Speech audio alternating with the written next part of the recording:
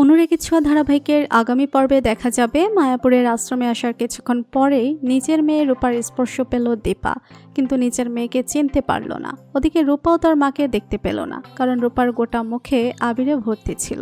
রূপা ছুটে চলে গেল, কিন্তু দীপার মনে হলো যে এই টানটা, এই স্পর্শটা খুব চেনা। তখনই পুরোহিত মশাই এসে দীপাকে বললেন, এখানে আজকে যজ্ঞ হবে, সেই যজ্ঞটা করলে তুমি তোমার হারিয়ে যাওয়া মানুষকে খুঁজে পাবে। দীপা তাই সেই যজ্ঞ করলো। তারপরে দীপা প্রদীপ ভাসাতে গেল গঙ্গায়। গঙ্গা মায়ের কাছে দীপা নিজের মেয়ের জন্য প্রার্থনা করলো, নিজের হারিয়ে যাওয়া মেয়েকে যেন খুঁজে পায়, কারণ ওকে বাড়িতে না নিয়ে যেতে পারলে ডাক্তারবাবু ঠিক হবেন না।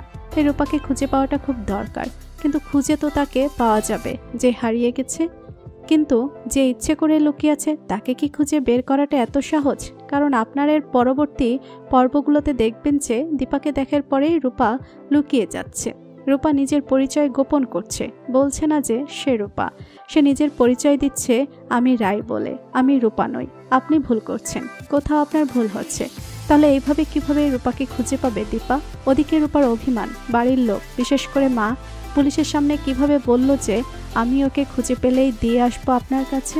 তার মানে মাও এটাই বিশ্বাস করে যে আমি খুনটা করতে পারি। ব্যাস এই একটা অভিমান থেকেই আজ রূপা কয়েক বছর পেরিয়ে এসে পরিজনদের থেকে অনেক দূরে।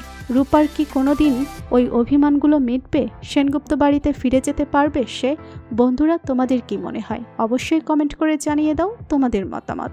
আর আমাদের চ্যানেলে নতুন হয়ে থাকলে চ্যানেলটি সাবস্ক্রাইব করে রাখুন, যেন অনুরাগী ছোঁয়া ধারাবাহিকের আগামী পর্বের আপডেট ভিডিও সবার আগে পৌঁছে যায় আপনাদের কাছে।